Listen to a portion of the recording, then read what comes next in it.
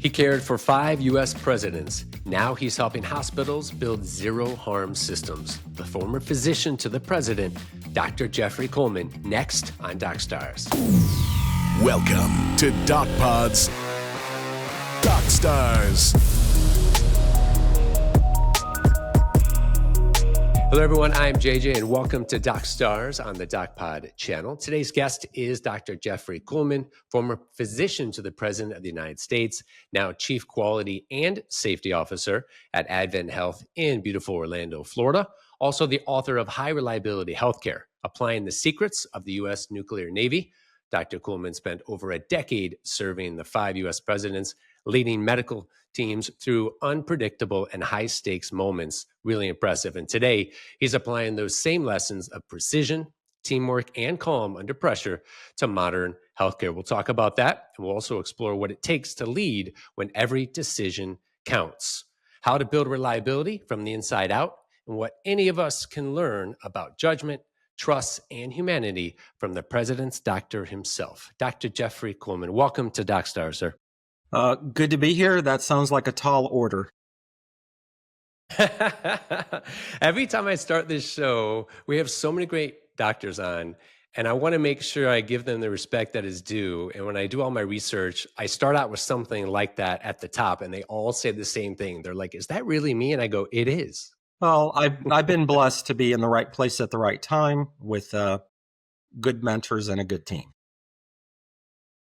Yeah, which is, and you and I were talking off camera, it's so important, and also, luck is sometimes important in your life. I used to say this a lot, even before we dive into this conversation, that when people tell me, "Oh, you've been very successful traveling on cruise ships and, throughout your career," I said, "Yeah, I worked hard like a lot of people, but sometimes a lot of things just also have to fall in place, and you have to take advantage of those types of situations," right? Is it happens to all of us. So that's definitely a part. Yeah, it's better to be lucky than good, but Agree you want to have 100%. both. Yeah, for sure. If you can have both, even better. All right, so let's dive in. There's so many different areas I can start, but I'm going to talking about from the White House and kind of your journey there and moving into where you're at now with AdventHealth. So you've cared for what you call, and I love this, 5.5 presidents. Let's start kind of there without going too far back. What does the 5.5 presidents part mean? And really, those years that you were in the White House and working with the White House, what did that teach you about leadership and humanity? Let's start with that. Well, I served as one of the White House physicians from 2000 to 2013. In 2000, I had moved up to the White House from spending 3 years as the senior flight surgeon for Marine One, which had supported President Clinton during his second term. He traveled a lot because he got in some hot water at home for some domestic issues, and he also cemented his foreign legacy. So President Clinton is the first one that I count. And then I was there during President George W. Bush for his 8 years, serving as White House physician in kind of all the different roles of the junior person and then eventually up to be the director. But it also includes the Camp David physician, set up cabinet care, set up the training and operations for the White House Medical Unit. And so that was really good of learning all those different things. So Bush 43 was number 2. During that time, former President George H.W. Bush would come around as a proud father. And so I was privileged to take care of him. Mainly convenience. We're at Kennebunkport, which is where his home was, and he would want to talk to a doctor. We were at Camp David after playing volleyball. H.W. Bush would play volleyball with us, and he's pretty good for an 80-year-old back then. And he's pretty competitive. Then he would say, "Hey, Leno," because that was the nickname George W. Bush gave me. I don't know why. So then we would go over to Eucalyptus, the medical cabin, and I would take care of him and communicate with his Kennebunkport and his Houston doctors. And then also if we were at Prairie Chapel Ranch, usually for Thanksgiving, He would recognize me and say, "Hey, can you follow up on this for me?" Each of those, 1 week later at home, he would write me a handwritten note. So just a man of gratitude, and I'm sort of just doing my job. So that's the number 2 and 3, two Bush's presidents. Then President Obama came into office, and basically when he came into office, 2009, he said, "I'm 47, young and healthy. I eat healthy. I'm lean. Um, I exercise every day. I don't really need a doctor. Michelle and the girls do. So I'm going with you as the political appointee, the physician to the president." And luckily, red or blue, all the presidents are the same inside biology. And so I was able to be the physician to the president. And I thought that was the highest compliment a man can give you, is take care of my family. And then he quickly learned that he needed a doctor to help him with medical issues that arise every day being president and kind of in your 50s. And so that was president number 4. And then Vice President Joe Biden was there at the time. And so the physician to the president oversees his care. So I appointed Kevin O'Connor to be the physician to Vice President Biden. And that has continued to this day, 14 years later. So I count that as president number 5. And then my half president is Hillary Clinton, providing care to her in her different roles. When she was First Lady, the Med Unit, we took care of her. When she was a senator, Office of Attending Physician to Congress took care of her. But then she came back to the Obama administration as Secretary of State, and she would travel overseas. She would, on Air Force One, I'm there, and she had some medical issues that were kind of high profile that I was able to give some private, secure, discreet advice. And she came pretty close in the election of 2016. So I count her as the half president. So that's the 5.5 presidents, which I've been privileged to take care of. Maybe the number will grow. Amazing. If other people I took care of seek office. I have a question about that, even before we dive into some of the medical stuff and some other questions I have, which is interesting. And I'm not even sure how much of this you can talk about, and talk about what you can, obviously. And I'm not even sure how all that works. But has anyone ever asked you, working for all these various presidents, a question such as, being a physician yourself, who is in the best shape or the best physical health of those presidents? Are you allowed to comment on that? Sure. So, okay. Yeah, so I actually laid out a whole chapter about that in the second book, Transforming Presidential Healthcare, which I think is available Amazon, Ballast Books, pretty widespread. When you talk about health, if you look that up, Wikipedia, that's the absence of disease. And that's kind of what a lot of people focus on. But to me, that's just the start. You and I would say what's more important than that is what I would call fitness. So fitness is, how do you optimize your personal ability to function? And so if you're in better fitness, and that's where we think about aerobic conditioning, strength, flexibility.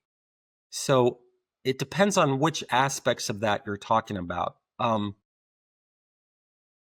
When President Clinton, he would go on a jog at a slow pace. He had gained some weight. He's working hard. When he tore up his quadriceps tendon at Greg Norman's house, when he kind of fell down some stairs, Dr. Mariano at the time told him the average person, gains 10 or 20 pounds. And he was concerned about his physical fitness. So they actually went through a physical fitness improvement program, and he actually lost weight and became in better shape as part of that physical therapy during that time. But when Bush 43 came into office, he was 54. He had been a Ken Cooper disciple, since age 40 when he woke up after his 40th birthday party. And he admits in his autobiography that he had, drank too much the night before.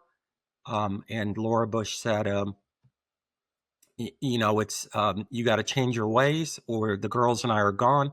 And from that day forward, he stopped drinking, and he got serious about his spiritual journey and relationship with God, with Billy Graham and others.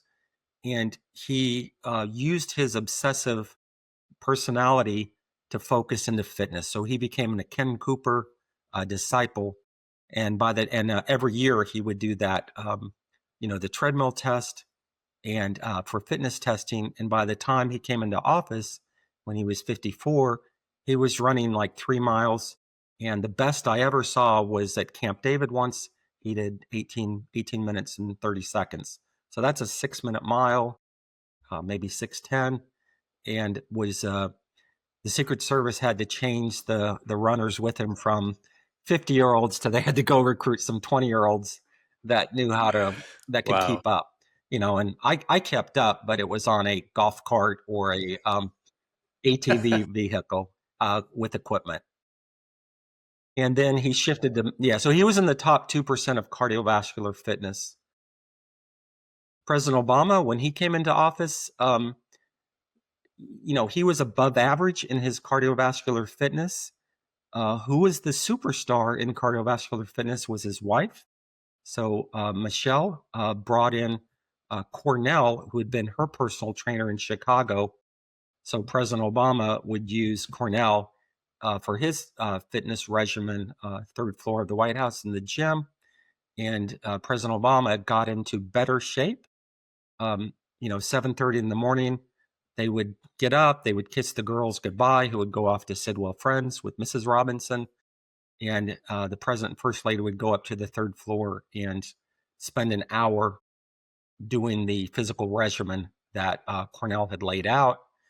So I think that's a good example for Americans. Take care of yourself first. And he improved in his fitness. I did take him over to, at first I took the first lady, Michelle Obama, over to the Pentagon. And we had a performance lab over there where we do the VO2 max. We put them on a treadmill. We take off all their clothes and put them in a bod pod, that egg-looking thing for body fat percent. And then we also put them through FMS, the functional movement screening, which people that are into yoga, Pilates, bar, usually 50-year-old men, even athletes, they fail flexibility test. So she went back, told her husband about it. And so, he knocked down my door and said, hey, I want to go do that too. So we took him over, and, he was in the top quartile of aerobic conditioning for his age. And over time he improved. But it's just kind of odd. They never wanted to release that to the public because that's not a medical exam. That's like fitness. And people would say, we want them to have a pot belly and solve the world's problems. And it's just strange, the geopolitical world we live in, where if you're in better physical shape, you'll be able to perform better at your job. Exactly. And there's a whole narrative around exactly what you said. A lot of people just want a pot-bellied politician and get out there and take care of it. They don't need you showing off and being healthy and everything. And it seems like they each kind of had their own way of being healthy. And you mentioned a couple of things there, which I like, which is something, again, my wife and I talk about all the time. When I was younger, I've always been very athletic, and I always work out 5-6 days a week since I was 14 or 15 years old, playing sports and all the way through now. But one thing I've changed over the years is exactly what you mentioned. I've positioned myself more with flexibility, mobility, and stability as I've gotten older. And I still work to, maintain muscle with resistance bands, and I do cardio and we eat healthy. But that's something that I've definitely leaned into more after I touched 50, because I read how important that is, right? Yeah. Now, one other important thing is whole person care, which, is That's AdventHealth's mantra, is to feel whole, is mind, body, spirit. So one of the things that you're actually big on and a leader is relationships. So if we go back to with President Bush, he and the First Lady Laura Bush, they actually had quite extensive relationships, not just of their families, like with their siblings and their parents, but they had college friends. They had friends from Midland, Texas, kind of that when you get first married as a young married couple, that they would still have those friends. When you're president, everybody wants to be your friend. Everybody wants to socialize.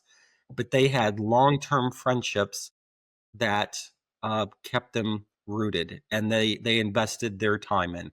Same thing with President Obama. The Obamas, they had friends from their Harvard days in law school. While they were there kind of at different times, there were those in their circle that they 20, 30 years later, they're still friends with. Michelle Obama, had her brother and her mother that were important people. And then President Obama, he had a half sister. His parents weren't alive, and so they were with them. But they had a nuclear group of friends that they spent every Christmas with. They spent their August summers on Martha's Vineyard, and so they had those friends of 20, 30 years that they would invest in those relationships, which I think helps you with your mental health. If you go 24/7, 365,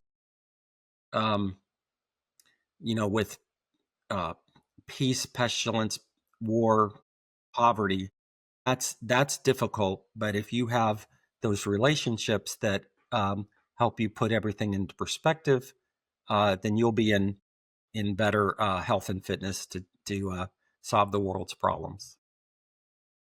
Yeah, those social networks are so important, not just like you said, relationships with family and, immediate family and brothers and sisters and grandparents and stuff, but also, that social network of friends and, the ones that you've had since maybe you were in high school all the way up to continually making new friends, right? I have several friends who are in their 50s and they're like, I don't want to deal with making friends anymore. And I said, listen, it's so important to stay curious, stay open, meet new people, because all of this helps that whole health approach, right? Is what you're talking about, from the mental to the emotional to the spiritual. So that social network really adds benefits, I think, right? Absolutely. Yeah. And you also mentioned, when I read in your book, it said that you quoted, red or blue, they're all the same inside. And I love that because it's so true. And I'm wondering if we can tell a lot of the listeners how that kind of perspective shapes the way you think today, about people and health at Advent and just in your own practice. Well, if I think about the current president, President Trump, he is 79 years old. He had a doctor that said he had superior genetics. Yeah, but he had a doctor that says he's going to live to be 200.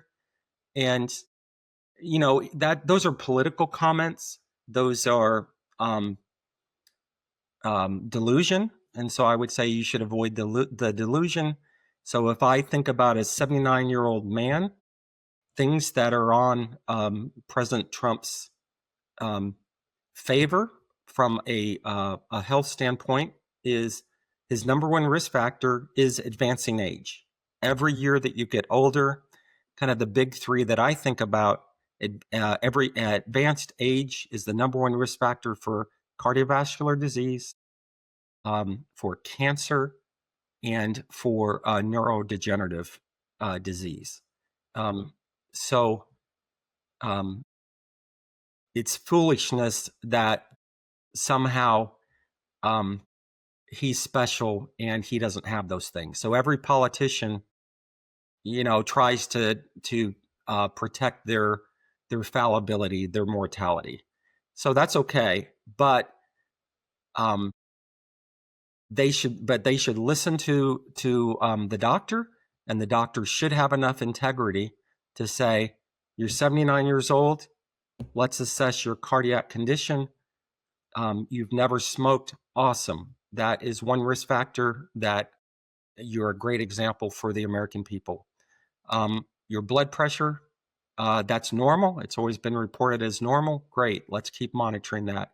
Your glucose level, you're not a diabetic. You're overweight, sometimes in the obese category. Let's get that under control. That's a big risk factor towards type 2 diabetes. But so far, your A1C, your glucose, is reported out as normal. Cholesterol. Hey, your cholesterol has been high. Let's aggressively treat that. So he's actually on 2 powerful cholesterol lowering drugs. And so you have to just think about him as a 79-year-old male in the world. And that's the cardiovascular risk is prevent those. I guarantee that they've done an echocardiogram, which they just release normal. There's no such result as normal. The results that usually you release are, here's your ejection fraction. You don't have any valvular stenosis or regurg. The gradients are fine. And so an echocardiogram, I would also guess that he's either had a CT of his coronary arteries or a calcium score. They've chosen not to release that, but I would trust that his doctor and cardiologist is involved, is giving him good advice about. I don't think that he's 0 calcium score. I think that he probably is at average risk, which is why they're aggressively treating the lipids. Shifting over to cancer. Cancer, number one thing you worry about is lung cancer. Never smoker is good. We know there's some. If you had a president that smoked, for example, President Obama had a smoking history. Most important thing to do is stop smoking, which he did on his own about a year into it. I gave him all the options, but then he would qualify. I think it's after age 55. It was the guidelines back then of a low dose CT screen once a year, a CAT scan. So if people paid attention to the first physical that we did, February of 2010, I did a CAT scan he did a CT colonography of his colon, a virtual colonoscopy, because he met the criteria.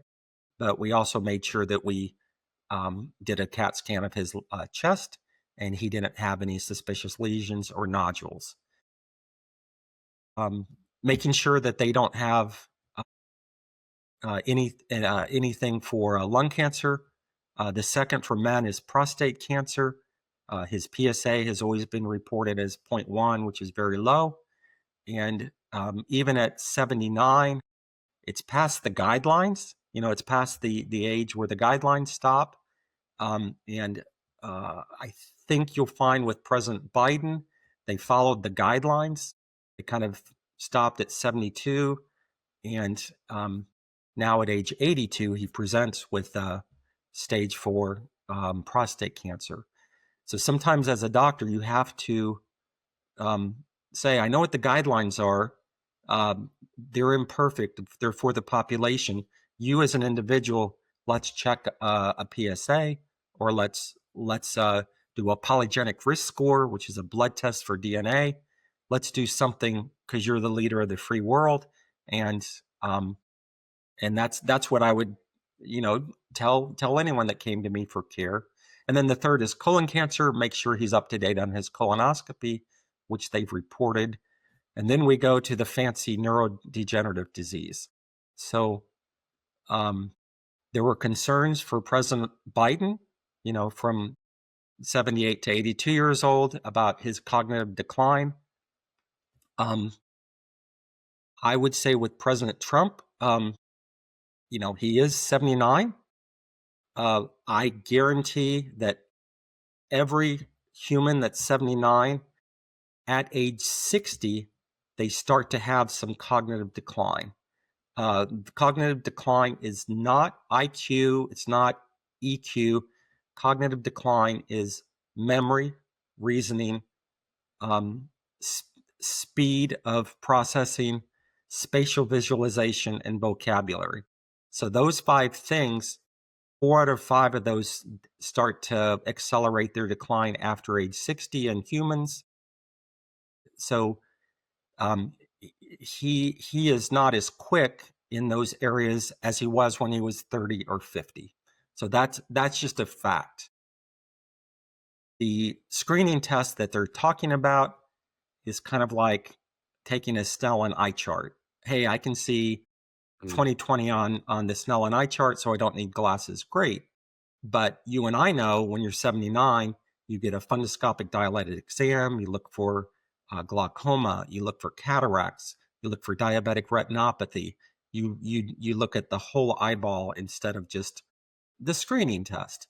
So I do not doubt that he aced the MOCA, the Montreal Cognitive Assessment, and I don't think that he has fulminant Alzheimer's dementia. I do think that he, as 79, has some cognitive decline. I think he's in the same cognitive function as when the American people elected him in November.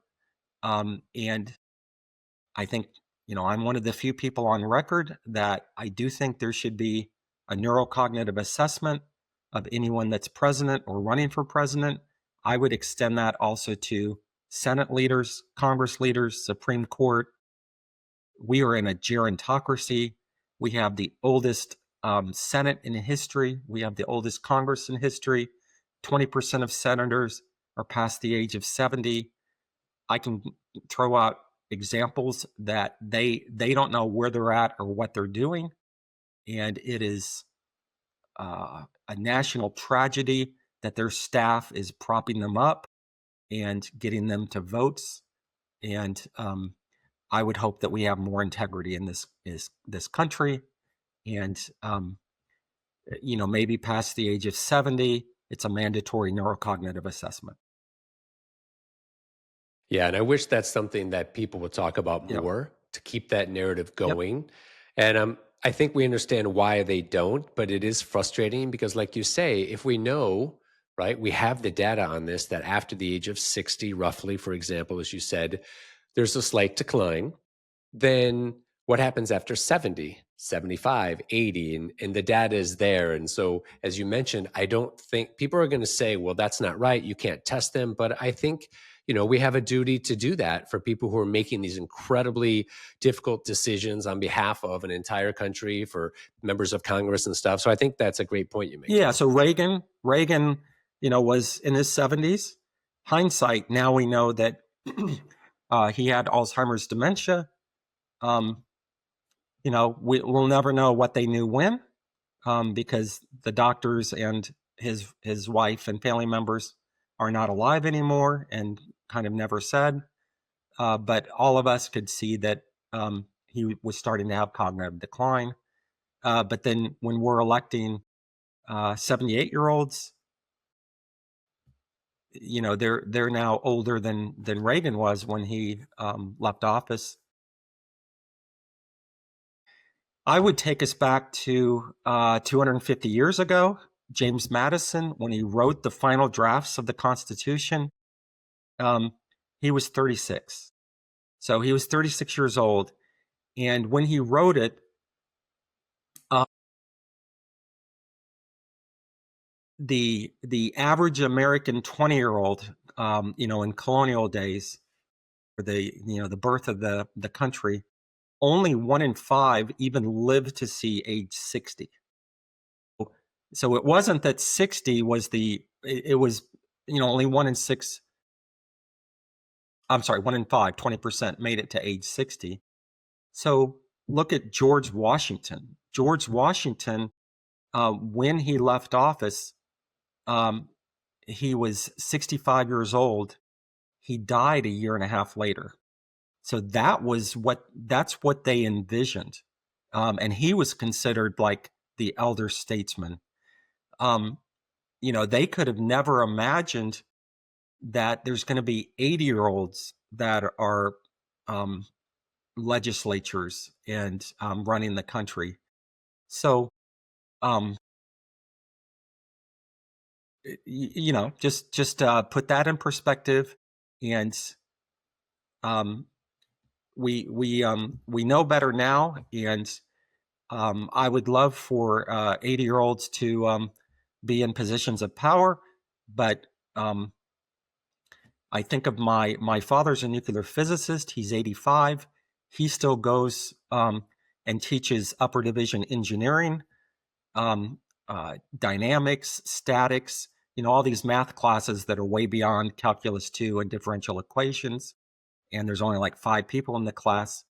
But when he gets a new textbook, he goes through it and he does all 100 problems, and he always finds one that's wrong, and he contacts the author.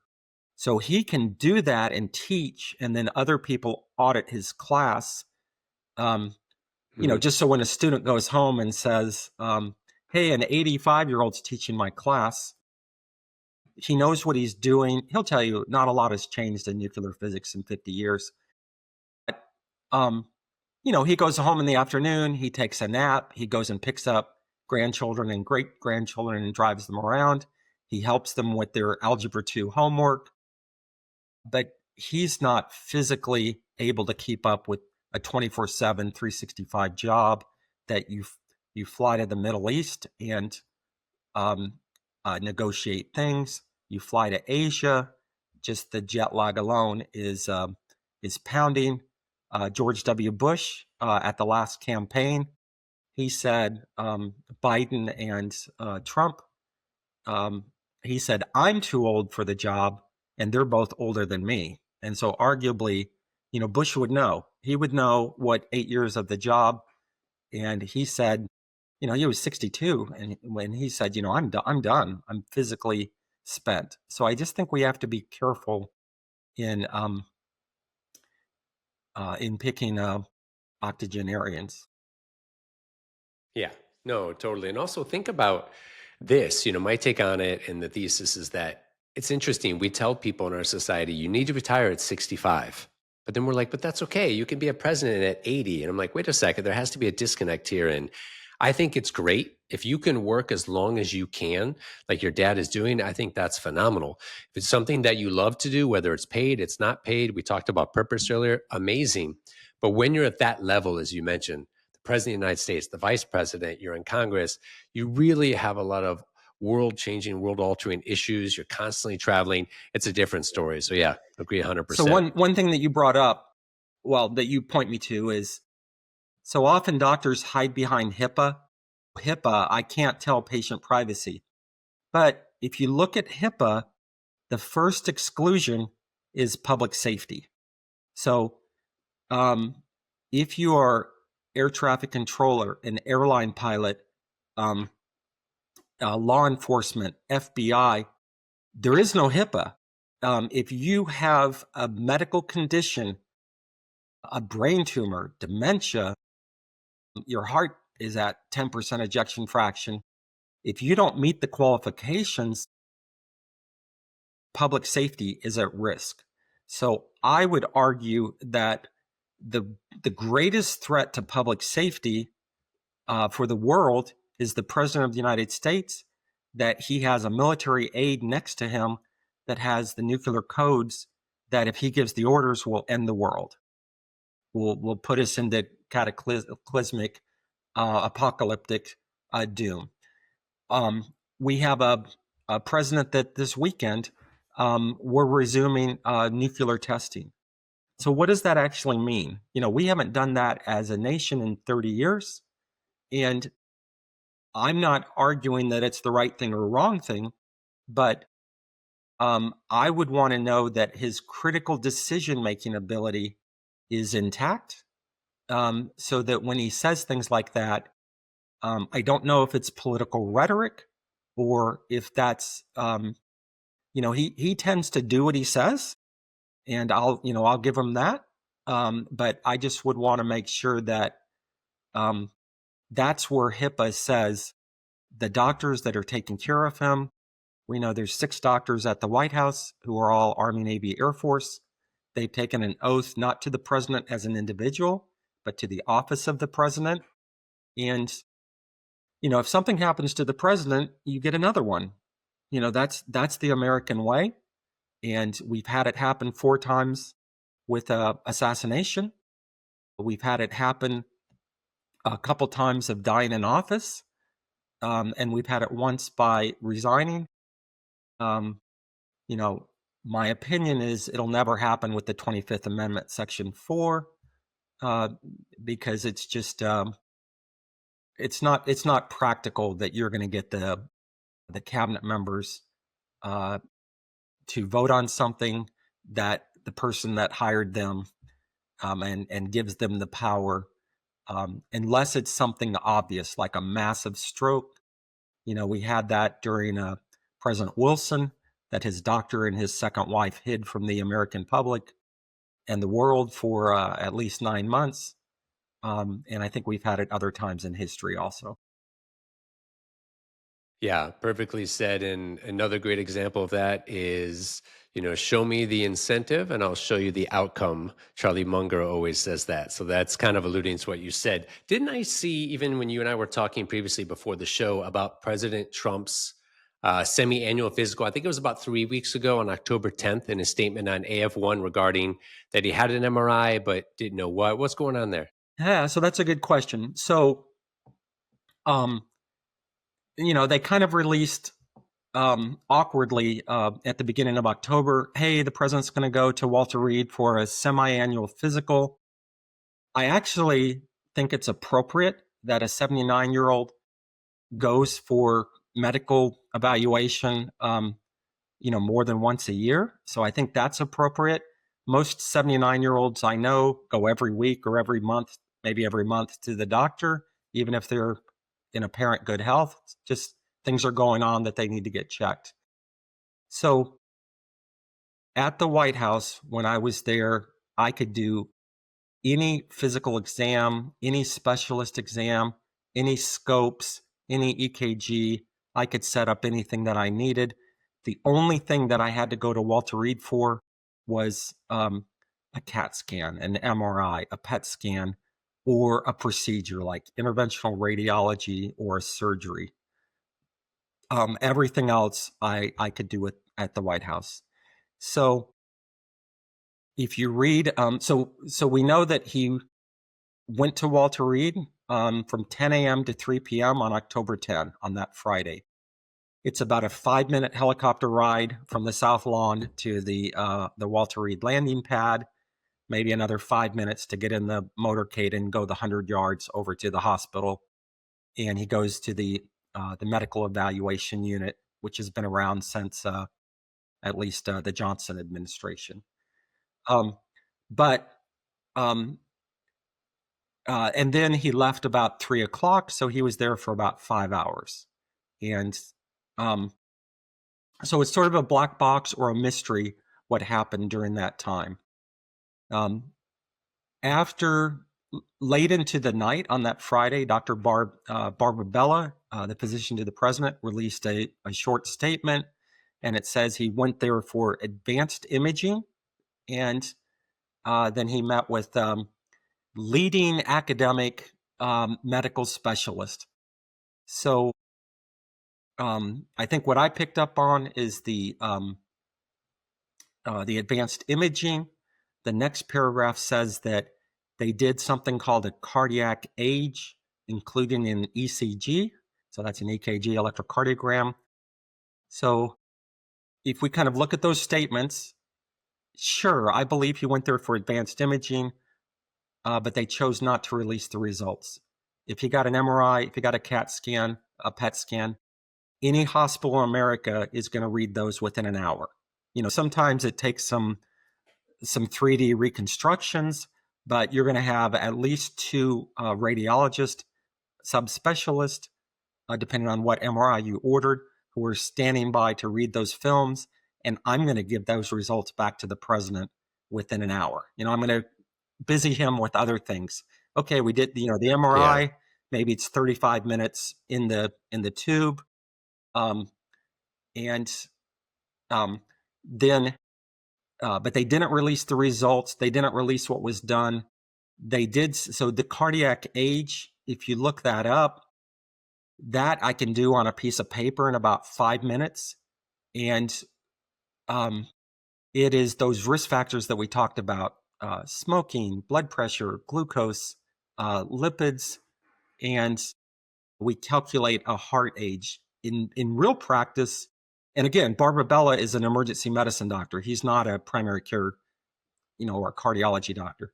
But the cardiac age, I usually use that with a 50-year-old patient who's smoking and has high blood pressure and high cholesterol to show them you got to stop those because your heart looks like it's 70 instead of 50. I'd never seen somebody use it to congratulate them on how young their heart is. Hey, it's 79, but it only looks like a 65-year-old.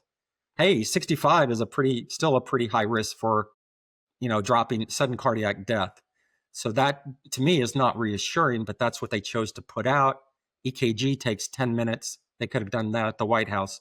So they didn't release anything that could have been done. They did say he also, with upcoming travel, they got a booster in his COVID and his influenza vaccine. I applaud him for that. And I would say every American should get the annual flu shot.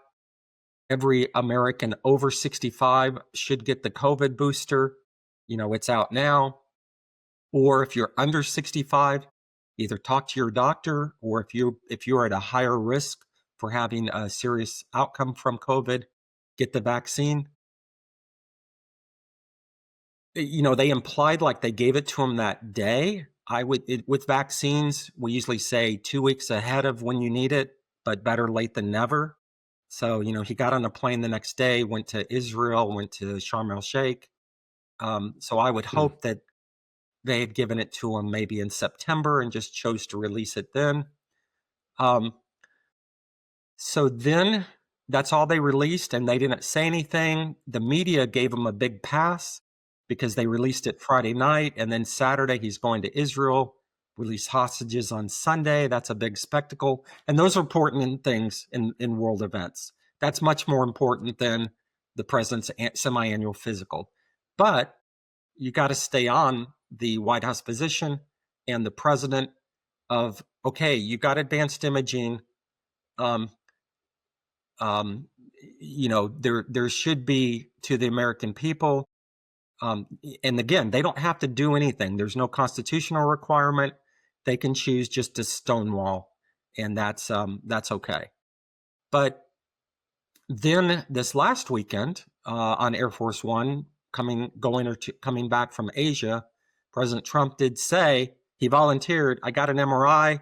They put me in the, you go into the tube, and then somebody said, "What MRI did you get?" And he said, "You'll have to ask the doctors."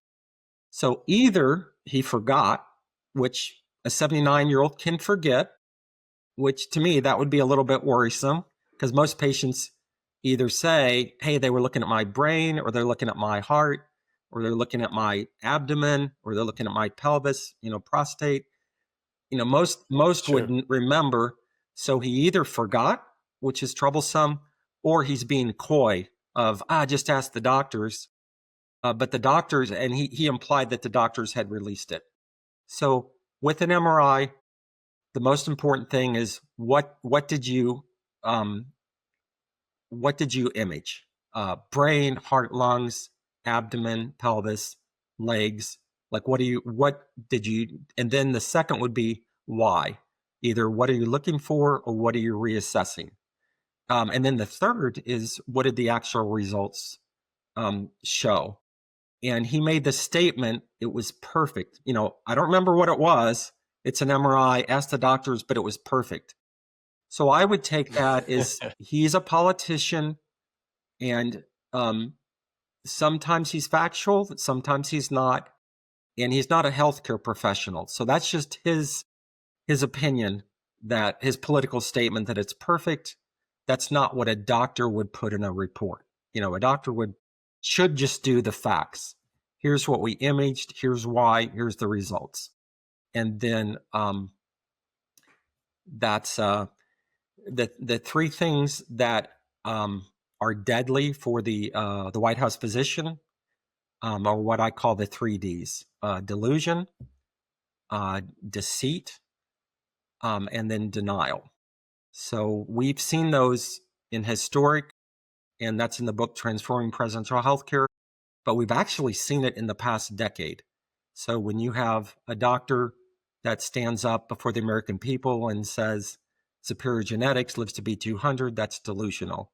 If you have a doctor that stands in front of Walter Reed while the president's hospitalized on oxygen for COVID, and they're trying to decide whether they're going to intubate him or not, and says the president's fine, we just came here as a precaution, that is deceit, and it was collaborated by the chief of staff later in his book, and then also Dr. Connolly also later said in a different book that he just wanted the American people to not worry.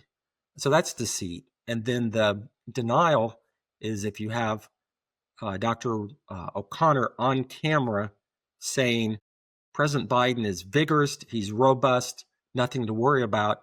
That's just denial of, could have been factual of his mental capacity, his critical decision making is intact, but we can all see that he's not vigorous, he's not robust, and those are the 3Ds. So maybe we add a fourth D of delay.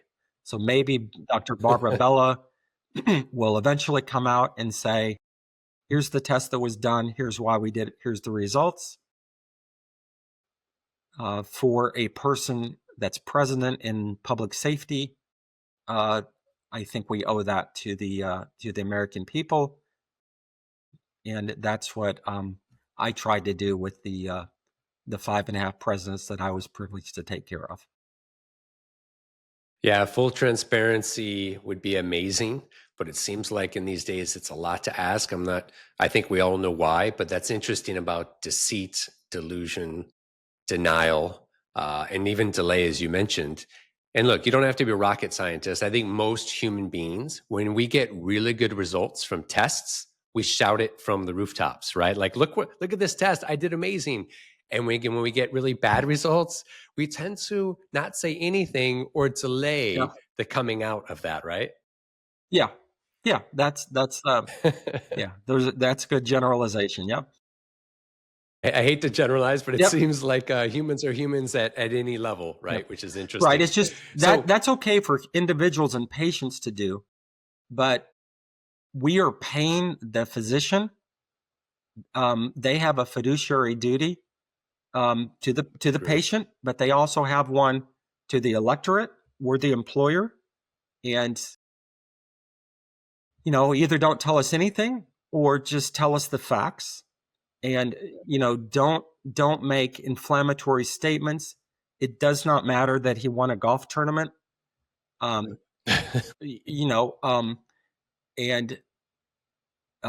just in the field of medicine, we kind of stick to what are the facts, what do we know, and we get in trouble when they venture away when they stray that when they're holding the party line, that's really just crossing the line. So President Obama told me very much so. He told me at Martha's Vineyard we were getting ready for his physical, and he said, I've learned to always tell the American people the truth. They'll find out the truth eventually. So I said, okay, we're gonna tell them the truth, and we're gonna tell them everything that we examined. I did make a decision not to report, if he had a stuffy nose or if he had a bout of, diarrhea or, kind of those common things. If a president has a hemorrhoid that we're treating, I'm not going to put that in a report. But and I can be criticized for that if you want. But to me, if it's their cardiac function, if it's a cancer spectrum. If it's neurocognitive, then I'm going to put all of those things in, because that's what we owe the American people, is to be truthful. Yeah, exactly. I think transparency is so important, and it would be great if politicians would adhere to that more. And I respect Obama for saying that, because I think, again, they understand people make mistakes, they understand situations happen. But when we cover things up, after that, it's always tricky, and it's a slippery slope. Yeah. And with President Bush and President Obama, so that's kind of a dozen physicals there. They never asked us to change one word when we wrote up the report. Amazing. So that's I think that shows their integrity and their trust in the medical team that's caring for them. Yeah, love that. That's great to hear. All right, so I'm going to segue a little bit, because I noticed that in your book, there's a section, and I love this part because I always talk about, I mentioned you had worked on cruise ships for 20 years, and you were in the Navy, and I think for 30 years roughly, right? And culture is so important, and it's important in all aspects of business. I really believe that, but even more when you're in those enclosed small bubbles, whatever that looks like that you work in. But that you say, reliability comes more from culture than checklists. And again, I love that it comes more from culture than checklists. But what does that look like day to day in a hospital? Talk a little bit about that today, and how that kind of the parallels there. Yeah, so awesome. This is 100,000 times more important than like presidential health trivia. So, healthcare affects all of us. It's life and death. So in the third book, High Reliability Healthcare, what we did is applying the secrets of the nuclear Navy to save patient lives. So in the Navy, I did 3 different board certifications. One of them was Aerospace Medicine. So people go, oh, what's that? Well, that's, people that fly jets, fly airlines, NASA, go to outer space, some hypobaric or hyperbaric medical issues. And only about a dozen physicians pass the boards every year in that. Where it was extremely helpful is safety. So from the Naval Safety Center, I learned mishap investigation, anonymous reporting, human factors, ergonomics, safety systems thinking. And I was able to shift that over to healthcare. Healthcare, in 1999, there was a watershed event. The Institute of Medicine came out with a groundbreaking report called To Err is Human. And they published that it could be, 99,000 Americans that every year die from medical error. And healthcare criticized it. And what we found out is they were wrong. They actually underestimated it. It was much more magnitude than that 99,000. 2001, they came out with Crossing the Quality Chasm, which is steep, safe, timely, effective, efficient, patient-centered, equitable. And so that's what we chased for quality. So then in 2005, there was a book called Managing the Unexpected, written by Week and Sutcliffe. Week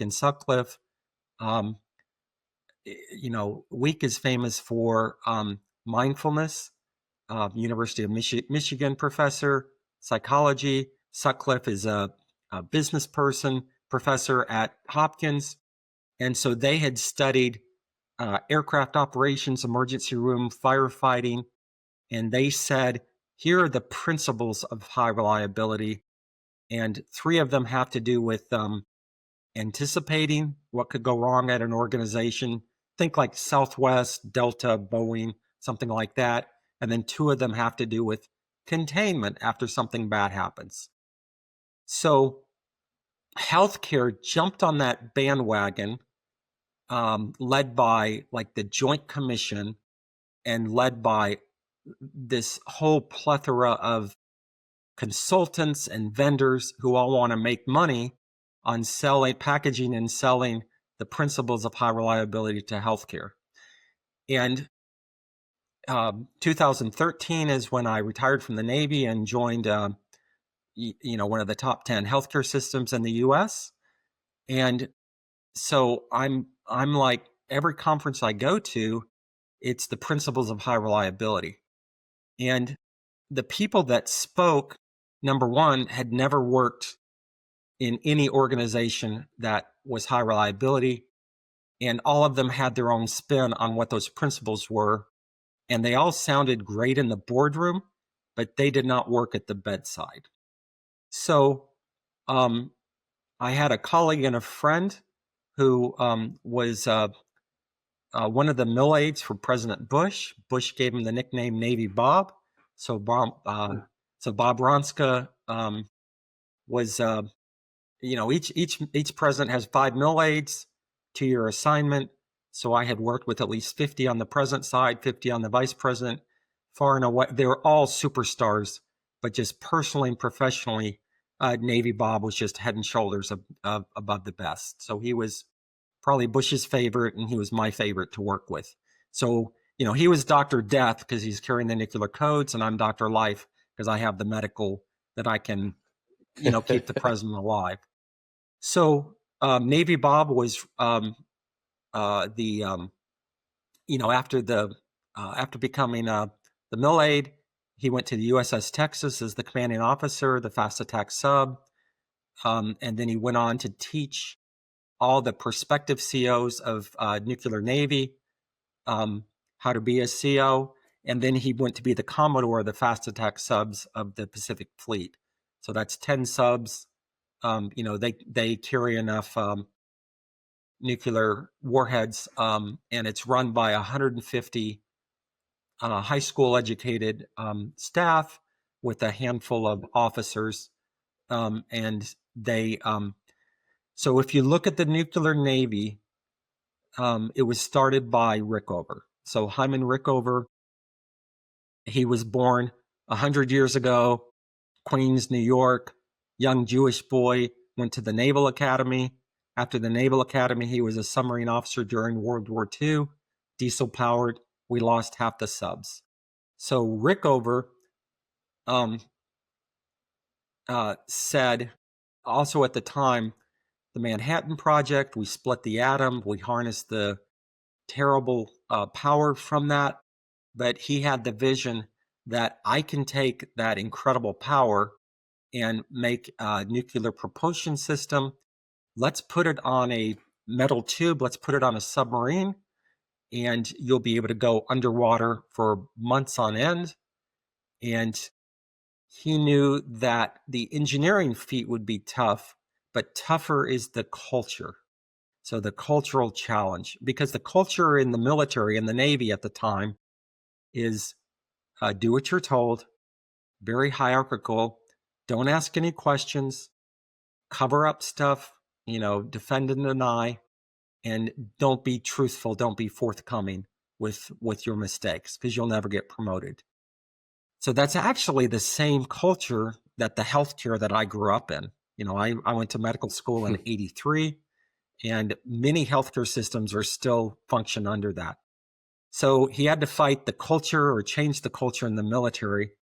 So he came up with watchstanding principles, and Navy Bob and I, we jumped on it and called it the pillars of high reliability. And those are very simple. The pillars of high reliability are, what are those behaviors of personal accountability? And so this is what I learned from Navy Bob, and then we helped blend it into healthcare. That 20-year-old nurse, the 30-year-old doctor, those that are at the tip of the spear delivering healthcare, these 5 things have a higher level of understanding. You are not just starting an IV. You are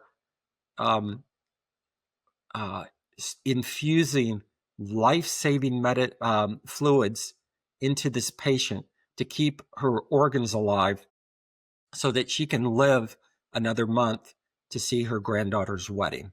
That's that higher level of understanding of what you're doing. Integrity. Do the right thing whether somebody's looking or not looking. Formality. Formality both in procedures, formality in communication. Do not cut corners. Follow the policy. Sure, if the policy is unclear, we need to write better policies. Or if you're taking over, like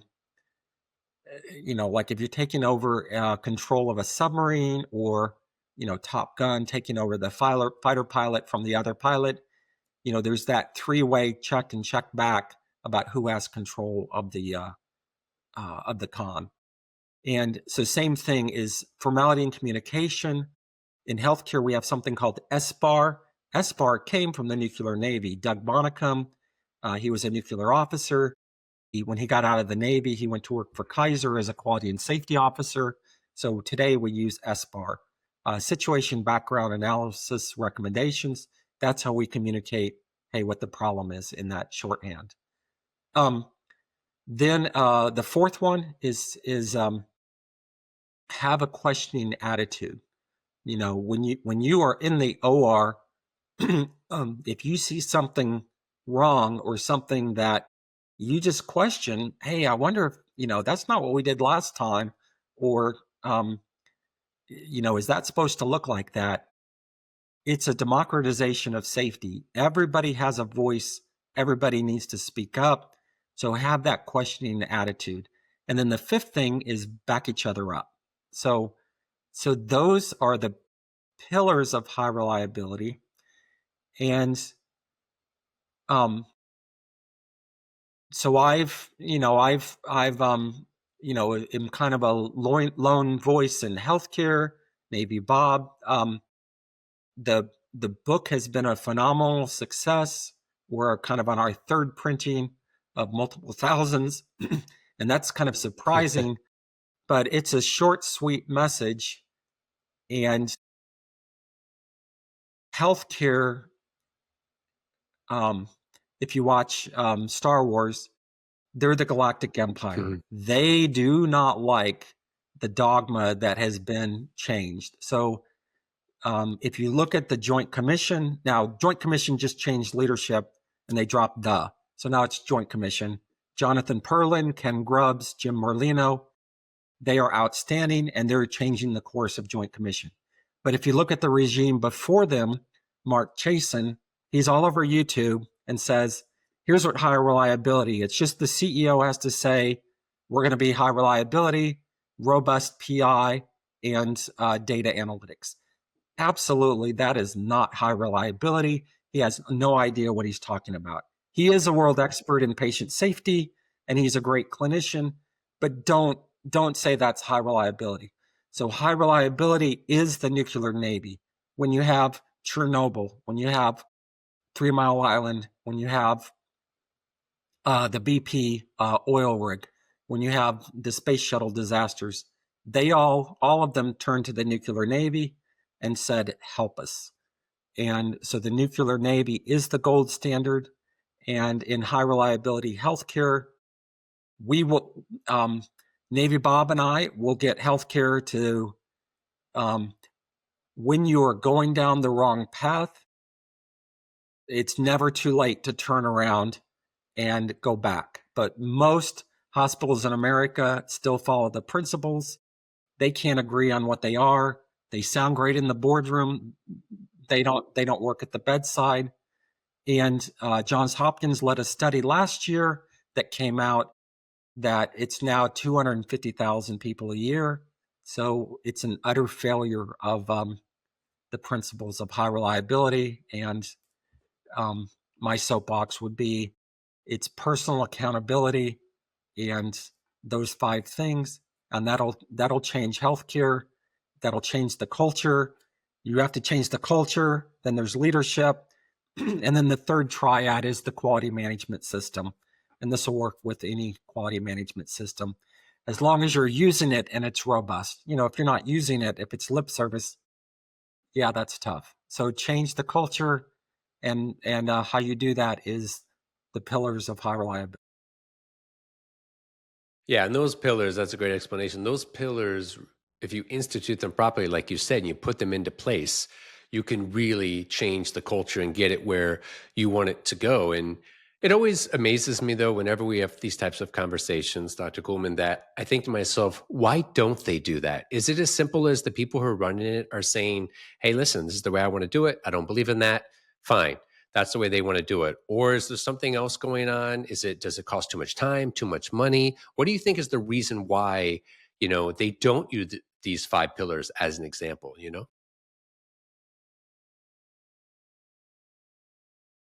Yeah. How Well, much no, time do we no, have for yeah. this answer? So I've got to be careful. Yeah, of I don't course. think Of there's course. any healthcare executive, any CEO of a hospital, they don't wake up and say, I'm just not going to, I'm not going to do that. Um, you know, I'm I think the vast majority, they are trying to do what's right for patients. They're trying to take care of patients in the best way. But when you have all of the U.S. healthcare system, including CMS, the government, the biggest payer, the whole medical private sector industrial complex, that they make a lot of money selling stuff and helping the complex. Uh, the CEOs, the clinical leaders, when they go to national conferences, when they read stuff, it's all based on the dogma that's wrong of here's what high reliability is. Nobody can define it, not even the experts. Nobody says the same five things. They all interpret it the wrong way. So the example I would use is, and if you read High Reliability Healthcare, it lays it out. Leeches. So if you look at leeches were used in healthcare since the Egyptians. And for 2,000 years, leeches were like the cure-all. And hey, you have a sore throat, let's do some leeches, let's do some bloodletting. Hey, you have this, you can't breathe, let's use some leeches. So there actually was like every healthcare professional, every vendor would say leeches throughout 2,000 years. And then people that said, well, actually, leeches don't do anything, they were ostracized and they were cast aside, and you guys don't know what you're talking about. So finally, we learned a lot and we stopped using leeches. And then maybe there was 100 years where we didn't. And then today we actually used leeches, but it's for a very narrow spectrum. It's actually if you have, chronic lymphedema and you have blood that pools in different lakes. So sure, you can use leeches, but it's in the right perspective. So I would say we learned the lessons of the leeches, and just admit the principles of high reliability.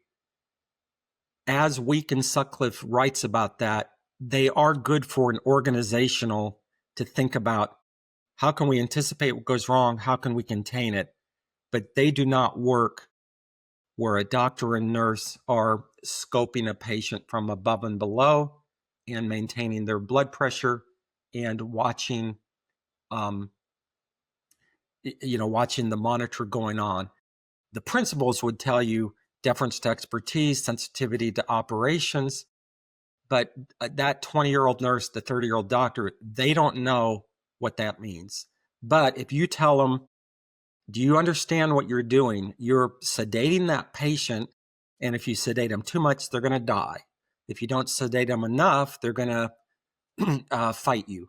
Oh, okay. Well, now I know. Give them the right amount of sedation. Do the right thing whether anybody's looking or not. You're not on a TV show. Treat this patient like you would your mother, which you're going to give extra care for them. have that questioning attitude that anyone can speak up in that room, including a student or an EBS worker, and then back each other up. Hey, doc, that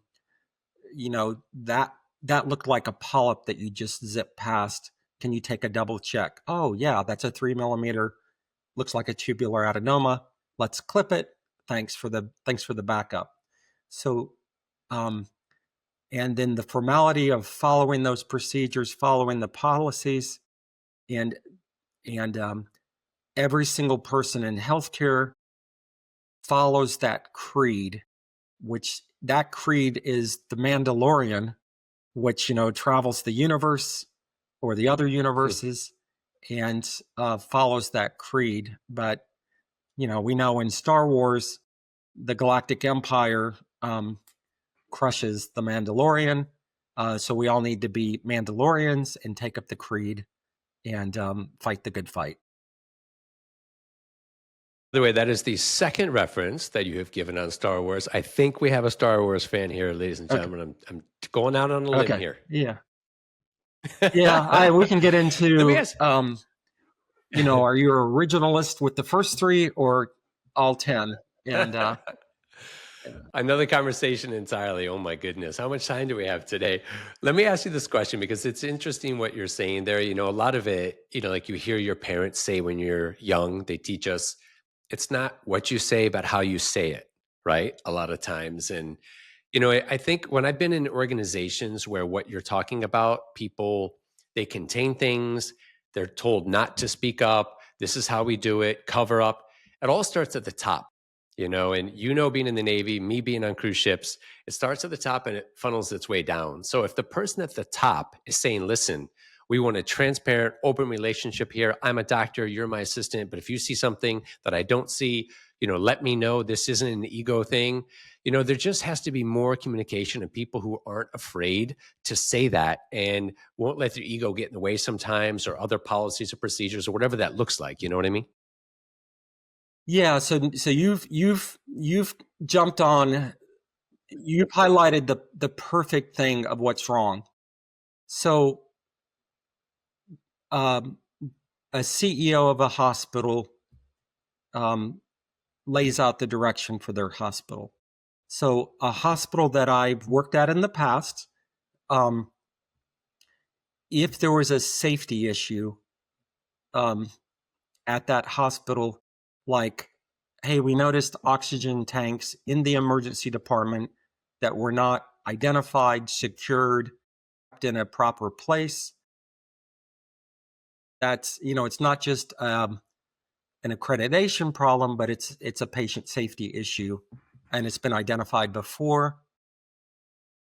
That say those employees, those team members identify something, they talk to some safety leaders at the corporate office.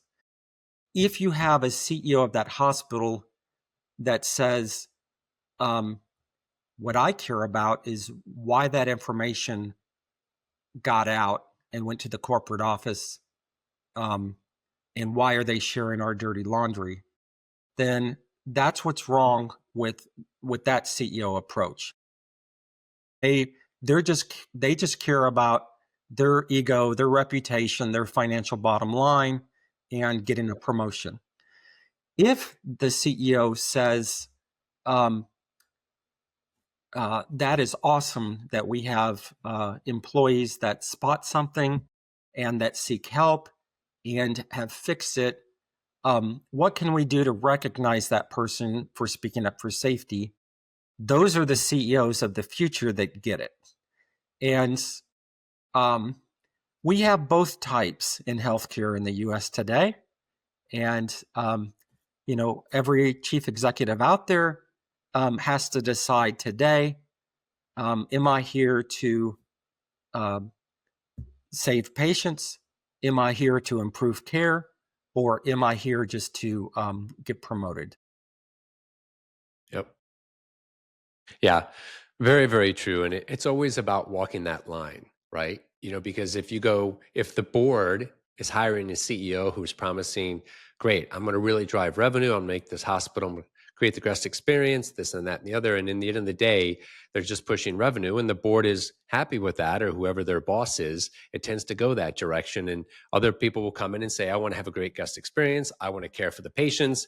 And maybe there's someone on the board who says, yeah, maybe this is a little bit too much that direction. We have to make sure the revenue is done. It's always about walking that fine line, the guest experience, the revenue with the patients. And so for someone who's not a doctor, I'm always interested to see how that looks, who's driving that conversation, where it's coming from and the why behind it, right? So over the past 12 years, I've had the privilege of presenting to hospital boards. And so I had a couple good mentors. And the advice they gave me is never lie to the board. And then also the other thing I learned from the Navy, was bad news does not get better with time. So what I would do for the board is be truthful. So, hey, the CMS just came out with their overall hospital ratings. It's from 1 to 5 stars. We got 3 stars. The reason we got 3 stars, this is data from 3 to 5 years old. There's 5 different domains. Of those 5 different domains, we are top quartile in mortality and safety and patient experience, in timely and effective care, and in readmissions during that time frame, we were well below the national average. So what we've done is we've put our efforts into readmissions, and here's the 10 things that we're doing, and here's some recent data that shows that we're doing better, some factual. So you're addressing the issue. You're not you're not doing delusion, denial, deceit, or delay. You're addressing it Or delay. And it's the same thing. Is that board member is looking at you, and does he know what he's talking about, and does he care about his patients and his hospital and our system? And the moment you've lost both of those, then you're toast. So I would, and those go back to the pillars of high reliability. That I'm gonna have a higher level of understanding. I'm gonna be truthful whether anybody's watching or not, and follow through. Yeah, those pillars are so important. And again, it's great to have people like you out there. And for people listening, we're not railing on all of the poor situations that are taking place. I mean, there's a lot of incredible boards, incredible people who are running healthcare and hospitals and all these companies. But as always, we do see the last probably more of an emphasis based on the amount of information that we all see today 24/7 on revenue and all of this stuff. So, of course, I think there's a lot of incredible hospitals and people like yourself out there talking to these boards and holding people accountable, which is great. So let's talk about the evolution of presidential medicine. And I just have a couple questions on this, and then we'll wrap things up. But I think this is interesting. When you wrote the book, there's a part in there that talks about past presidents like Garfield and McKinley, and about how they died because of medical care that they received. And we always hear, about how, and I hear it a lot today, people are saying, oh, it was better 50 years ago than it is today. Everything is so horrible. And I'm like, wait a second. I'm like, let's go back to when vaccines were created and all the lives that were saved and all these things. I think we forget, about how good we are today with our medical and how advanced we are from, say, 50 years ago, 100 years ago, et cetera. But let's talk about, these presidents dying because of medical care they received. What's changed most about how we deliver like critical care today versus over time in the past? What are your thoughts? Oh, we could probably talk about this for a couple hours. So I'll try a couple minutes. It's a bit open-ended. Yeah. So you choose where you want to pick it. So when I was, walking in the shadow of the president for a decade, number one on my mind is 2 things. So the top threat to them is an assassination attempt, a gunshot wound or a knife stabbing. So prevention is always best. So, I'm not the most physically athletic person, I leave that to the Secret Service. So the Secret Service Presidential Protective Detail, they do an awesome job in everything they do. If they say, Doc, where are you? Then I would, I don't want to be in the kill zone, but I want to be right next to it. And I am going to keep the blood in the body, and I'm going to get to definitive care. So I have training, I have equipment. And if you noticed, unfortunately, when Charlie Kirk got shot in the neck, no one did anything medically. And he basically just bled out. So if he had had a White House doctor, a White House tactical medical officer, a critical care nurse, within a minute of him, we would have at least stopped the bleeding from the carotid artery, kept the blood in the body, and we would have had a plan. So hemostatic, I would have given him a couple grams of TXA, which is stops the bleeding cascade, and we would have gotten in a helicopter and been at a level 1 trauma center within a few minutes, and they would be pre-positioned to provide the life-saving definitive care. So I don't know if that would have made a difference, but that's what's different with the president versus an ordinary citizen like you and I. So in our history, 4 presidents have been assassinated. Lincoln and Kennedy, direct blows to the head. I'm not sure that modern medicine, we could have saved them. If you look at Gabby Giffords, she had a direct shot through the head. And Peter Rees and the team at University of Arizona, they saved her life. She had some permanent disability, but she's alive today, and she and her family are making the best of it. So with Garfield and McKinley, you do point out that they had multiple shots to the abdomen, and what killed them is not the immediate effects, but it's the medicine at the time that tried to go in, and the conventional wisdom was go in, pull the bullet out so that it doesn't become infectious in the future. So they both died of sepsis. Again, that's before antibiotics.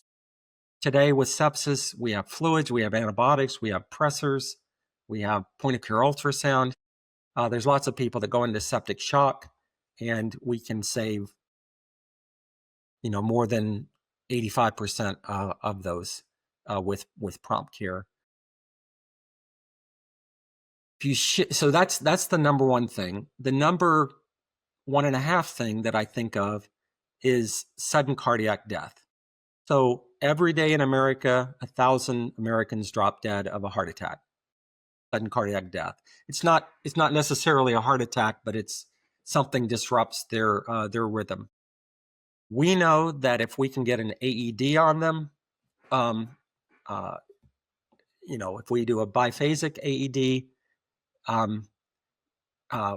sequential, there's things we can do that the sooner you get them flown back into return of spontaneous circulation, the better chance they have of being neurologically intact. So I have an AED. The nurse does. We're trained. We practice on it, and we've used that for like bystanders in the crowd. I used it once in Detroit at a rally. I remember the PA and myself. We used it at the White House in somebody on the ground floor, a staff member that had an arrest. So with that AED, the nurse always also carries ACLS meds. Those just aren't as important as the defibrillator having the electricity. And so those are kind of the top 2 things that are going to take a president's life in that moment. There's other things like anaphylaxis. Sure, we carry EpiPens, prednisone, Benadryl, things like that. there's different presidents that have had bee sting allergies, and those that kind of becomes folklore about them. And then for if you shift to chronic care, we know that with Franklin Delano Roosevelt, they kind of either missed or ignored his high blood pressure and his cardiac condition. And Ross McIntyre was his kind of old doctor that wasn't up on the latest, and it did take a young cardiologist at Bethesda. The book I would read about that is, my friend Doris Kearns Goodwin, and I think she won the Pulitzer Prize for that, but she talks about how they thought he had bronchitis and he had heart failure. So, it's hard to criticize 1940s medicine. I think we've learned a lot. If you go to modern day, I would say modern day is, I remember where I was March 30, 1981. So I was near Chattanooga, Tennessee. I had just finished I was in high school, but I was taking college calculus, and I was driving to Little Debbie, where I drove a forklift for my 2:30 shift. And I heard on KZ 106, the radio station, I heard shots fired at President Reagan. So, later we learned they actually ricocheted off the door of the Beast, and it hit him kind of under the armpit. But at the time, Jerry Parr, special agent in charge, just threw him in the Beast, laid on top of him in the back. And at the time, it's shots fired, go back to Crown, which is the White House, the fortress. And so they were flying down Connecticut Avenue towards the White House, and they went under DuPont Circle, and Jerry Parr saw a drop of blood on his corner of his mouth and said, "Forget this, take us to the hospital." So they just went right instead of left, and they went to GW. So in George Washington Hospital, they're a level 1 trauma center. He went in, collapsed, and they saved his life because they treated him like a trauma patient, not like the president. So no VIP care. The nurse jumped on him, cut off his clothes. They identified an injury. They took him to surgery, and they found that the fragment had come within millimeters of his pulmonary vasculature, which probably would have ended his life. So, so sometimes in medicine we're a little bit slow, but they should have. His doctor at the time was an elderly neurosurgeon, Daniel Rouget, who was left on the sidewalk of the Hinckley Hilton, is what we call it, the Washington Hilton. And he didn't have equipment. He wasn't part of the solution.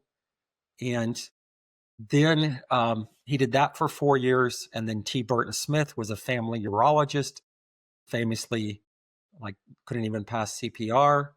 And then President Reagan had colon cancer.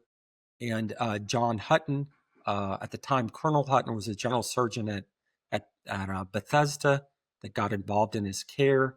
And Mayo Clinic, not Mayo Clinic, NIH came across the street, across Wisconsin Avenue, and they did the right hemicolectomy. So then Dr. Hutton served as his physician. And then Bush brought in an oncologist from that they had a relationship with, Bert Lee.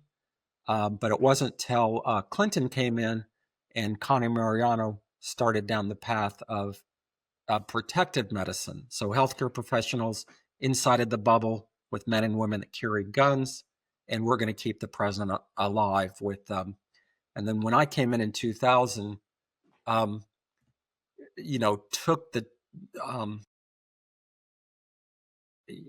took over the next couple years what we're doing in Iraq and Afghanistan of care under fire.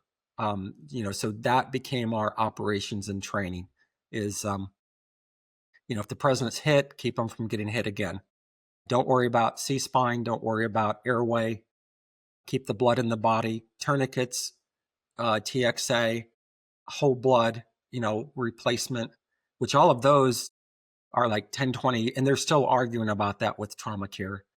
But all of those were groundbreaking. And then get them to definitive care. We're not going to go to the local hospital. We're going to a level 1 trauma center, and don't do anything special. Just treat them like you would any other gunshot wound that rolls in. Sure, we might come by helicopter, by Suburban, white ambulance, black ambulance, whichever. And so that we've done for the past 20 years. Dr. Barbabella and also Dr. O'Connor, Biden's doctor, both of them are actually co-authors of Tactical Combat Casualty Care. So that's their expertise, is if the president gets shot or stabbed, they are not necessarily experts in chronic medical management, but you can get help with that. But I would say both of them, if I get shot in the field, I would want them to keep me alive and get me to definitive care. If we think about cardiac, think Dick Cheney. So Vice President Cheney, we know that in his 30s, he had a heart attack, he had a cabbage. He had some risk factors that he modified, smoking, diet. And when he became a vice president, he's kind of the classic, had heart failure, had unsustained VTAC. You can read all about it in the book that Cheney and Jonathan Reinert, his cardiologist at GW, would basically, they kept him alive until he could get a heart transplant. And so I think he's still alive today, and kind of that's like an example of modern medicine. So those are kind of the things that I think about with President Trump as a 79-year-old. Barbabella is going to provide the on-site trauma care. He's going to provide the on-site ACLS and jumpstart his heart.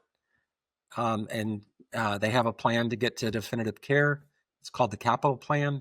It's in the Blue Book, the ACS, American College of Surgeons book. We have a chapter that I think I got to edit 20 years ago. And with that, those are the important things. And then the chronic medical conditions, cardiovascular, cancer, neurodegenerative, we can, the medical community can help them evaluate, and I would trust that they're getting good advice and following it. Yeah. As we say, 1A and 1B, right? Blood in the body and definitive care. That's interesting to hear. Amazing stories. And I'm wondering though, when you're in that type of environment where you're preparing for worst case scenarios, right? Whether it be assassinations, situations which you just kind of told us about, even chemical or biological attacks, that must influence you on your everyday healthcare readiness today. And we talked about 1A, 1B and blood in the body and definitive care. I mean, are you able to implement that into regular healthcare today for regular civilians from what you've learned, let's say, working for presidents? I'd be curious to get your thoughts there. Yeah. Oh, yeah. So that's a pretty insightful question. The very first book that I wrote in 2019 was called Transformative Healthcare. So these very specific examples of, if you go to the emergency department, so in the emergency department, 1 out of 10 adults that come in are having chest pain. If they are having a STEMI, ST segment elevated myocardial infarction, we know we have to get them to the cath lab within an hour and open that back up. So we know how to do that. The problem is only less than 1% of patients in the ED presenting with chest pain are having a STEMI. So what do you do with the other 99%? So the the methodology we used is, I just went to business school, Harvard, John Cotter, Change Management 101, and he has these 8 steps, and we kind of combined it down to 4. And so get together physicians and nurse leaders that care for that condition.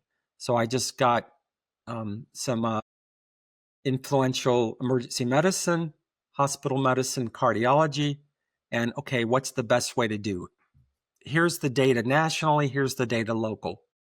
And at the time, they were admitting 1 out of 4 patients, and they were putting in OBS 2 out of 4 patients, observation, and then they were discharging back to home 1 in 4. And it's overwhelming the healthcare system because very few of them had anything wrong with them. So if you look at the data, what's the clinical pathway that we should do? Well, we should do a stratification. So there was something that was new at the time that I had found, and it was in the Netherlands, and then it had just been validated at Wake Forest, and it's called the heart score. So the heart score is for those that aren't having a STEMI. So their EKG is normal. So what's their history? What's their EKG? What's their age? What's their risk factors? And then what's their troponin, that blood test. And you get 0, 1, or 2 points. So if you add those up, if you're in the high category, which is 7 to 10 score, get admitted, because we know they're going to have a major adverse cardiac event 50% of the time in the next 6 weeks. If you're in the intermediate, that 4 to 6, we know that they're going to have a 1 in 6, 16% chance of MACE. And so go to OBS and do further testing. If they're in the 0 to 3 and they get a second troponin at 3 hours, we know that their level of MACE is 0%. So why would we not discharge 100% of those that score 0 to 3? And so part of change management is you ask the doctors, why don't you do that today? Because they all agree on that pathway. Well, I'm worried about Morgan and Morgan. I'm worried about legal medical malpractice. And John Morgan's a friend, so I'm not harping on him, but Morgan and Morgan. Then 2 is, well, they're a self-pay, and I'm worried they'll get lost to follow-up, which is a true statement. They will get lost to follow-up.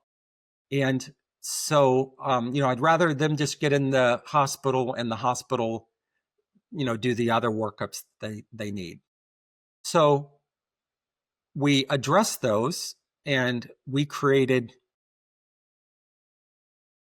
when you hit the discharge button, that they're going to get seen within 72 hours by a cardiologist or a primary care physician, and then we'll give you that data back. And Harvard had tried this, and for the lowers, they got 0% to come back at their Watkins Clinic, which is the cardiac fellows. And we were able to show that 100% got appointments, only 40% followed up with it, but that was a tremendous win. So then we did a pilot, and then we used it for our entire system. So think 3,000 beds, 10 different hospital campuses. And we could not contain it because the emergency medicine physicians loved it. Then we hardwired it into the electronic medical record. And so I wrote that up in Lancet. And 10 years later, now we admit less than 10%. And we more than doubled those that can go home safely, up to 70%. And then there's only 20% that go into observation because they're in that intermediate. And we have tracked all of that, and we've given the information back in a monthly basis to the medical directors of the ER groups. So that is, listen to physicians. They'll tell you how to take care of patients. Don't be over enamored with technology, and then give them something. So we gave them something. Here's the heart score is now embedded in, it was in Cerner, now it's in Epic, our EMR, and it's in all 56 hospitals that we have. So that is, we are not telling physicians what to do. but we are saying, if you follow this, it'll keep you out of trouble. And we didn't make it up. It came from your colleagues. So that's, evidence-based, data-driven, physician-led. So that's the way we do it. Love it.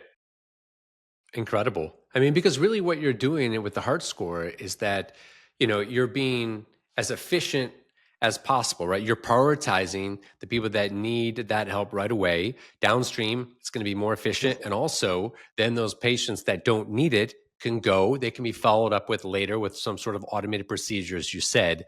And that's what it's about, just really prioritizing. I love that. Yep. Yeah. In the Amazing. outpatient, they Amazing. can get the tests that they need. Exactly. Because I think so much of this is, if you're in an ER and you see what's going on, or the EM, and you see what's happening, it's almost like a triage situation, which I learned, on cruise ships when we have medical situations. You're just, how can I prioritize this group here? This bucket here is high level, like you said, they need to go right in. They have a 50% chance with the heart score. Great. This 25%, this 25%. And by doing that, you can see more patients, you can help people who need it. Again, prioritizing, and it's so great to see. And I just hope stuff like that is rolled out on a huge scale, because it's evidence-based, it's data-driven, and obviously you get results, right? Yeah. And so if you watch HBO Max, The Pit, now you have Noah Weil, who's Dr. Robbie. And in it, he talks about the heart score, he talks about chest pain, and he basically followed the pathway and the algorithm, that we came up with 10 years ago. And so luckily it's become a best practice in healthcare today. And amazing.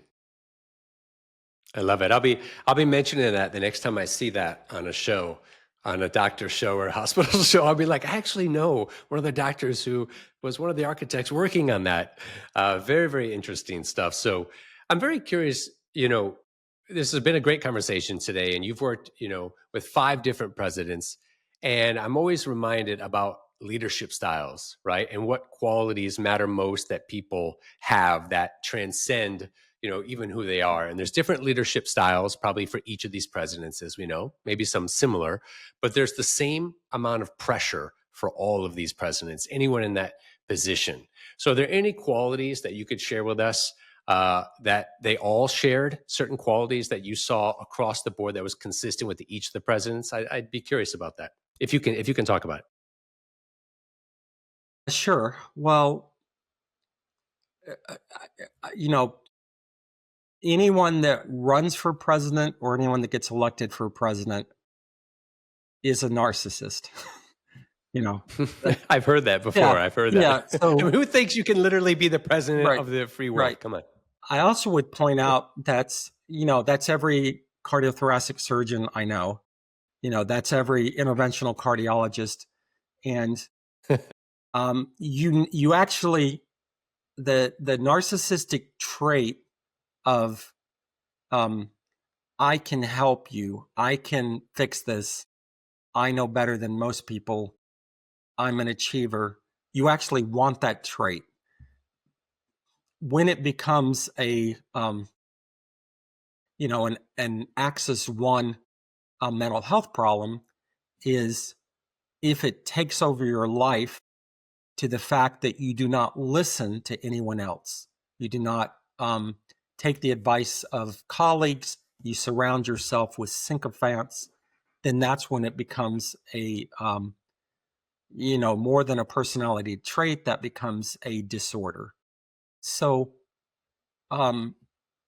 with President Bush, he surrounded himself with competent people. He was the first MBA president, and he solicited their input, listened to it, and then, he was decisive in the, as the decision maker in chief. With President Obama, I saw the same type of personality traits. He was maybe a little less boisterous, more quiet, maybe would listen longer, possibly appear a little aloof or distant, but he was more thorough he read every single briefing book that was given to him from cover to cover and would burn the midnight oil doing that. And so those traits helped him. With President Clinton, his gift was more interpersonal relationships, where, I met with him a couple times, it's briefly, and 10 years later, if I interact with him, he remembers my name, my spouse's name, what we talked about. And so just that interpersonal relationship ability helped him. Any leader, if you think about DISC or any of those, I don't know what they're called, the different personality traits, the dominant versus interpersonal versus, whether you use analytics, any of those can succeed. So, my personal traits, I'm about average with interpersonal skills. There's been other physicians that are much higher, and like they did well just by being buddy with the president or patients. But as far as the analytical of assessing a situation and coming up with a solution, that's where I excelled at. And then also, if you're a physician to the president, my opinion is you should be high in conscientiousness. So if you speak, it needs to be factual. And if you don't speak, that's okay. But there's some that just have no problems at all speaking, but then when you look at it, they are not telling the truth. They're not being factual. And so, we are used to presidents making statements and it being backed up by facts. I would say we're in a new place in American history where you cannot rely on what you see on the internet. If you are looking at news, often it is not factual news. It is it's talking points that network has chosen to give you. And this is on both sides of the political spectrum. And the two political parties we have, they are doing whatever they can to stay in power. And neither one of the political parties is actually doing what's best for the American people. So you will see either one of them will reform and figure out what's best to take care of the American people, or you'll see the rise of a third party that, you should never let religion be your politics. You should never let politics be your religion. But, I've wandered off a little bit from my medical expertise.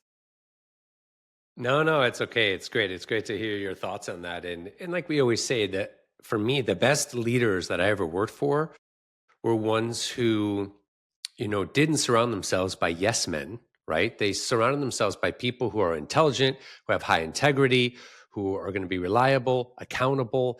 And then it's okay to get pushback from them, in a respectful way. They encourage that because they want to get to the answers the right way. They don't want to just get to their answers, right? And I think that speaks to everything we're seeing. It used to be that, you would get the facts and then you would craft a statement after. Now they just craft a statement and then they look for details and facts, or maybe not even facts, to support their statement. So it's interesting to see the path that we've gone down, right? Yes.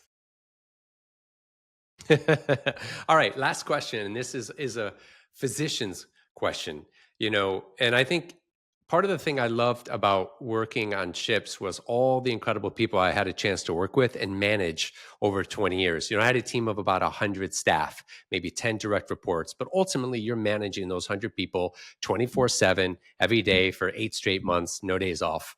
And it's a lot of work, but it's amazing when I'm with younger people. So for you, for young physicians who are just starting out, what's the best piece of advice you could give about staying calm, what we talked about earlier, about being ethical and really being effective under pressure, because you've had to face all of those. Is there anything in advice you could give young people who might be listening? Say, listen, you want to stay calm, be ethical, be effective under pressure. Maybe these things might help. What do you think?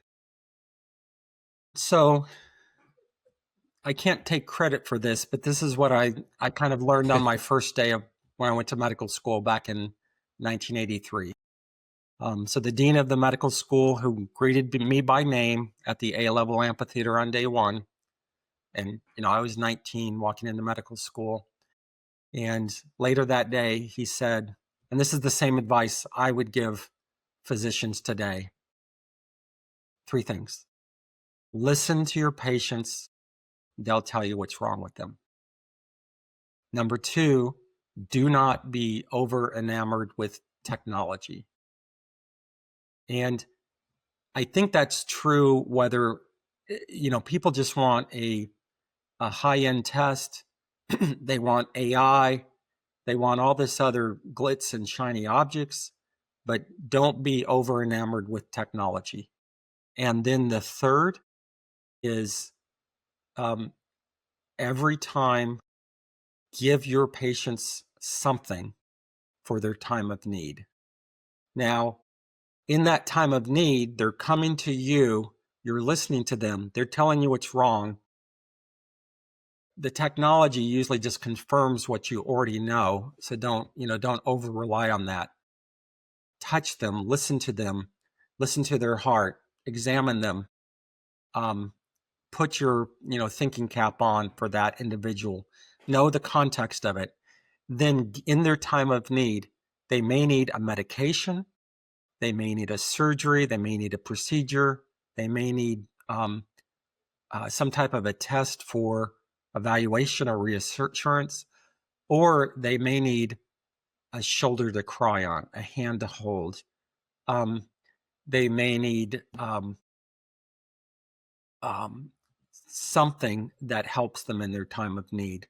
So those are my 3 things that I would tell a young physician, that in the 21st century, you cannot go wrong if you do that with every patient. Love it. Listen to patients. Don't solely rely on technology. It's a tool, but let's not solely rely on it, as you said, and give patients something during their time of need. Great information, great advice. Let's wrap this up with what we call our clear signal. Dr. Kuhlman has shared his journey from caring for presidents to helping hospitals care for everyone with the same discipline and heart. For me, and during this entire conversation, the message is clear. Safety isn't a department. It's a daily decision.